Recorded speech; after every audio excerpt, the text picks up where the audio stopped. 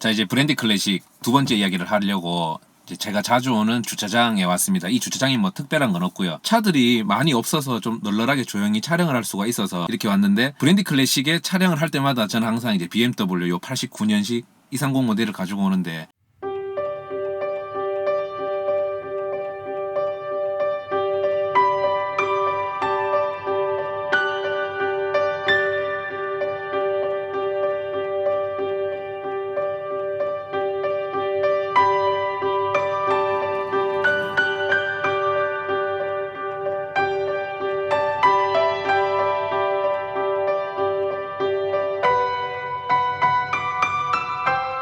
이 3 시리즈가 벌써 6, 7세대 정도 됐을 거예요. 근데 요거는 2세대. 제가 알기로는 83년인가 4년부터 시작해서 90 한 3, 4년도까지 컨버터블 모델을 마지막으로 단종됐던 모델인데, 저는 뭐 운이 좋게 이 차량 89년식에 뭐 엔진도 조용했었고, 그 당시에는 미션은 조금 별로였죠. 그래서 미션은 오버하울을 해서 좀 컨디션을 찾았고, 하여튼 뭐 이런 우여곡절이 있는 것들을, 우여곡절을 가지고 한 1, 2년 정도를 복원 기간을 가지고 좀 꾸준히 했던 건데, 저도 처음에 이 차를 가지고 오기 전 가장 걱정이 있었어요. 그게 뭐냐면, 여러분들도 이제 같은 걱정을 하실 수도 있을 것 같아요. 부품 어디서 구하지? 그런데 제가 막 카페라든지 이런 데 물어보면, 부품 구하기 쉽다, 뭐 여기를 통하면 부품 구하기 쉽다, 저기를 통해도 부품 구하기 쉽다, 이런 말들을 많이 하더라고요. 그런데 저는 아직 경험해보지 못했기 때문에 사실 좀 걱정을 좀 많이 했었긴 했었죠. 그럼에도 제가 이 오래된 자동차, 특히 이 BMW 이 80년대 디자인이 너무 좋아서 제가 가져오게 됐는데, 가지고 오니까 확실히 지르고 나서 그 수습을 하는 것처럼 이 차도 똑같았어요. 가지고 오고 나니까 제일 처음에 고장났던 게 제 기억에는 브레이크 계통이었어요. 브레이크 쪽에 휠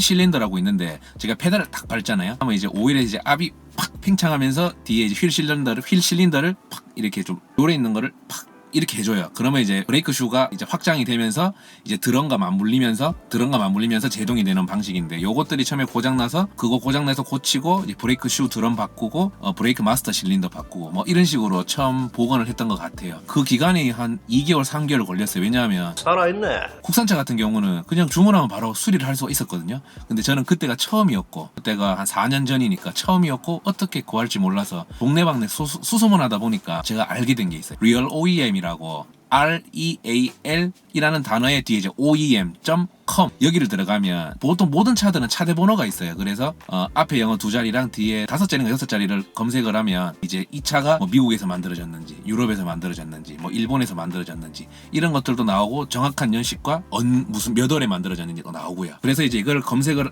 해서 이제 그걸 확인을 누르면 파츠별로 다 나눠져 있어요. 거기서 뭐 엔진 파트, 엔진 전기 파트, 미션 파트, 그리고 뭐 바디, 뭐 셰시 파트, 이런 것처럼 브레이크 등 모든 게 디테일하게 잘 나와 있어요. 그래서 이제 내가 원하는 것을 딱 클릭을 하면, 만약에 브레이크를 클릭하면 앞서 말했던 것처럼 브레이크를 클릭하면 드럼, 뭐 디스크, 브레이크 슈, 캘리퍼, 그리고 이제 뭐 브레이크 뭐 오일 호스, 뭐 이런 것들 다양하게 나오잖아요. 나오는데 거기서 제가 필요한 것들에 대한 부품 번호가 나와 있어요. 보통 품번이라고 하는데, 그 품번을 딱 컨트롤 C 컨트롤 V를 해요. 그리고 나서 이 품번을 가지고 이제 어떻게 하냐? 저희는 이제 인터넷을 켭니다. 뭐 네이버에서는, 사실 네이버나 우리나라 한국 포털 사이트에서 사실 검색하기에는, 요즘은 뭐 저도 공유를 브랜디 클래식이라는 카페를 통해서 기록을 남겼지만은 한 4년 전에는 찾기가 정말 어려웠어요. 그래서 구글을 검색을 해서 구글 창에 그냥 저희 품번을 그대로 입력을 합니다. 입력을 해서 이제 검색을 누르면 전 세계의 이 품번에 해당하는 부품들이 쫙 떠요. 그 중에서 이제 골라서 제일 저렴하거나 뭐 배대지를 이용한 배송 대행진가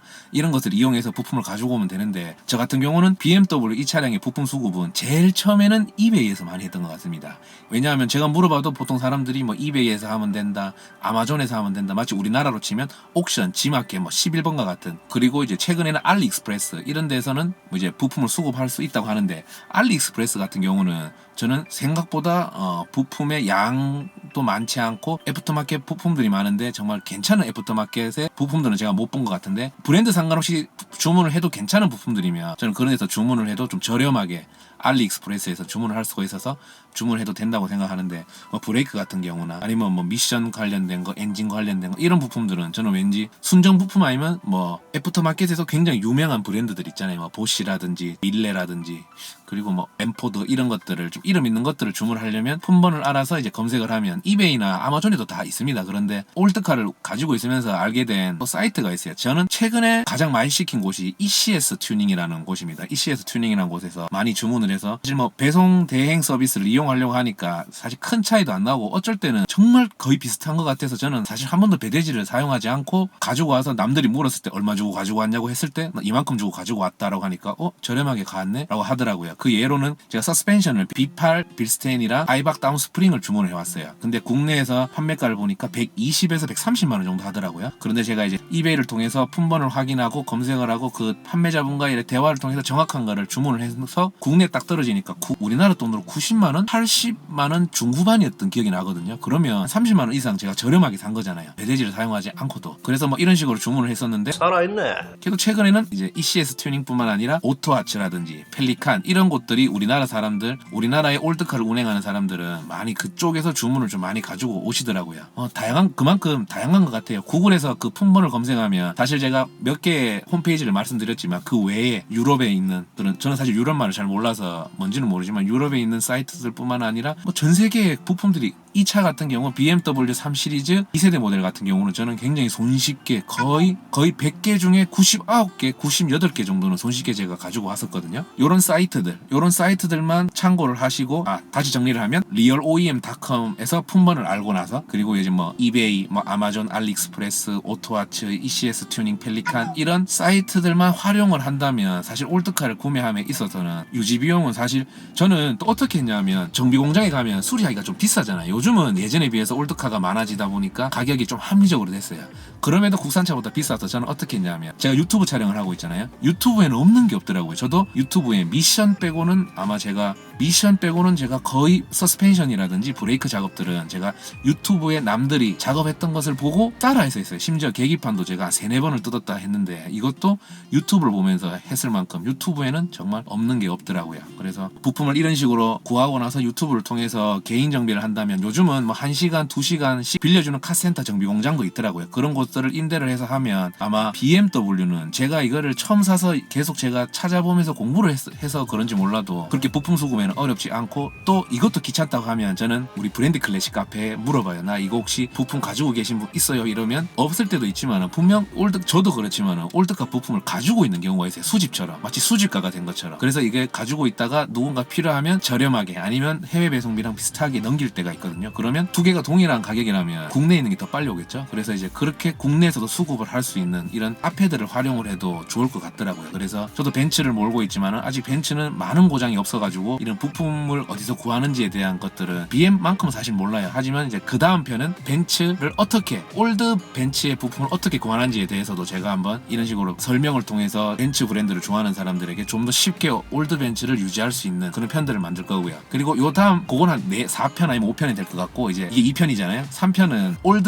올드카 BMW의 부품을 제가 제 차에 필요한 것을 하나 정해서 그걸 어떻게 정말 제가 설명한 대로 구하는지에 대해서도 한번 찾아보려고 한번 해보려고 합니다. 그래서 이제 유튜브에 찾아보고 저도 이제 한번 교체를 제 스스로 DIY, do it yourself를 하는 그런 것도 3편에는 한번 담아볼게요. 그리고 마지막으로 제가 계기판 아까 얘기 잠시 언급했잖아요. 계기판 같은 경우에는 이베이나 이런 것들 가면 중고로 뭐 RPM이라든지 오일 연료 게이지라든지 뭐 속도 게이지 같은 것들이 있어요. 그런데 게라지스틱이라는 곳은 그런 곳은 어떤 곳이냐면 부싱이랑 뭐 하체 부품도 파는 것뿐만 아니라 클러스터, 계기판의 부품을 리페어 킷으로 많이 팔더라고요. 그래서 제가 리페어 킷으로 가지고 와서 저는 계기판의 적상거리개를 고쳤거든요. 그렇게 이런 식으로 사실 우리나라로만 보면 부품이 굉장히 적을 수도 있어요. 그런데 전 세계적으로 보면 정말 부품을 구하는 곳이 아까 말씀드렸던 요 리얼 OEM만 사용을 한다면 올드 BM은 사실 유지하는 데는 크게 어려운 일이 없을 것 같습니다. 이 영상이 유익했다면 구독과 좋아요 부탁드리겠습니다. 항상 감사합니다.